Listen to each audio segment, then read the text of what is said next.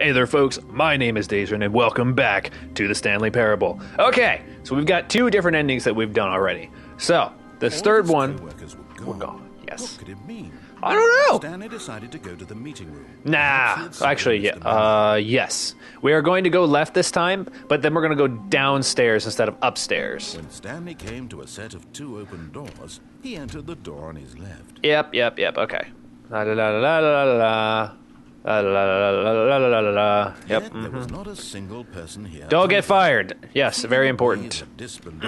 Stanley decided to go up to his boss's office. Hoping coming to a staircase, Stanley walked upstairs to his boss's office. Nope. We're going downstairs, motherfucker. But Hey, there's a Stanley car. just couldn't do it.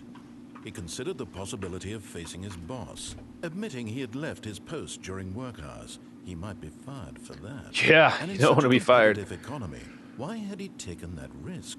That's All true. because he believed everyone had vanished. His boss would think he was crazy. Yeah. And then something occurred to Stanley. Maybe, he thought to himself, maybe I am crazy. Ooh. All of my co-workers blinking mysteriously out of existence in a single moment. Twilight No Zone. reason Okay. at all. None of it made any logical sense. Of course. As Stanley pondered this, he began to make other strange observations. For example, why couldn't he see his feet when he looked down? Doors closed automatically behind him wherever he went. And for that matter, these rooms were starting to look pretty familiar. Were they simply repeating? No, Stanley said to himself, this is all too strange. This can't be real. And at last, he came to the conclusion that had been on the tip of his tongue. He just hadn't found the words for it. I'm dreaming, he yelled. This is all a dream. Oh, what a relief Stanley felt. He had finally found an answer, an explanation. His co-workers weren't actually gone. He wasn't going to lose his job. He wasn't crazy after all. And he thought to himself, I suppose I'll wake up soon. Yep. To go back to my boring real-life job pushing buttons. But he enjoys this while I'm still lucid. So he imagined himself flying and began to gently float above. Whoa! He imagined himself soaring through space on a magical star field. It was so much fun, and Stanley marveled that he had still not woken up. How was he remaining so lucid? And then perhaps the strangest question of them all entered Stanley's head. One he was amazed he hadn't asked himself sooner. Why is there a voice in my head dictating everything that I'm doing? That doesn't even sound like me. Now the voice was describing itself being considered by Stanley, who found it particularly strange. I'm dreaming about a voice describing me, thinking about how it's describing my thoughts, he thought. And while he thought it all very odd, and wondered if this voice spoke to all people in their dreams, the truth was that, of course, this was not a dream. How could it be? Was Stanley simply deceiving himself, believing that if he's asleep, he doesn't have to take responsibility for himself? Stanley is as awake right now as he's ever been in his life. Yep. Now, hearing the voice speak these words was quite a shock to Stanley. After all, he knew for certain, beyond a doubt, that this was in fact a dream.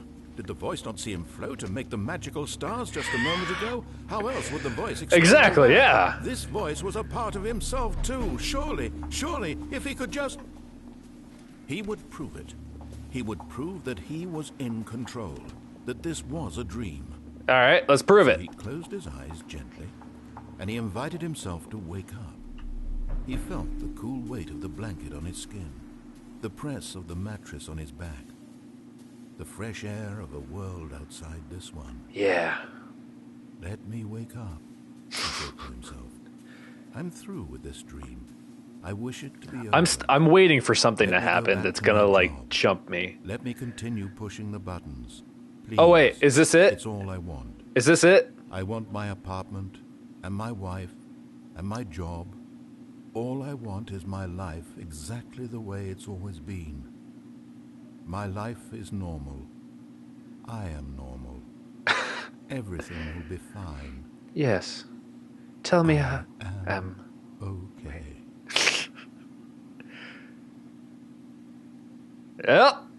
Well, that didn't work, did it? Stanley began screaming. Please, someone wake me up. My name is Stanley.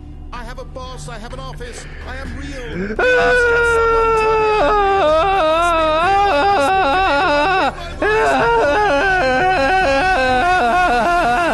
And everything went black.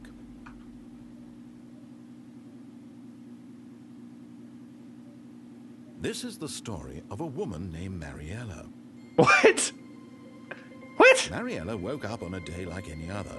She arose, got dressed, gathered her belongings, and walked to her place of work. What? On this particular day, her walk was interrupted by the body of a man who had stumbled through town talking and screaming to himself, and then collapsed dead on the sidewalk. Oh, that's Though funny. She would soon turn to go call for an ambulance. For just a few brief moments, she considered the strange man. He was obviously crazy. This much she knew. Everyone knows what crazy people look like. And in that moment, she thought to herself how lucky she was to be normal. Leave me your comments. I am in control of my mind. What do you think crazy people look like? I want to know. It was comforting to think this, and in a certain way, seeing this man made her feel better. But then she remembered the meeting she had scheduled for that Ah, day. the meeting. Let's go to the meeting. Important people whose impressions of her would affect her career, and by extension, the rest of her life. She had no time for this, so it was only a moment that she stood there, staring down at the body. And then she turned and ran.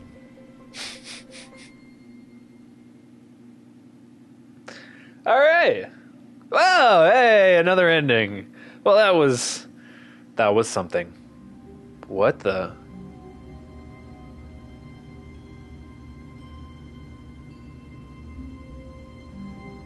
Okay, we're not done. Something's different here, obviously.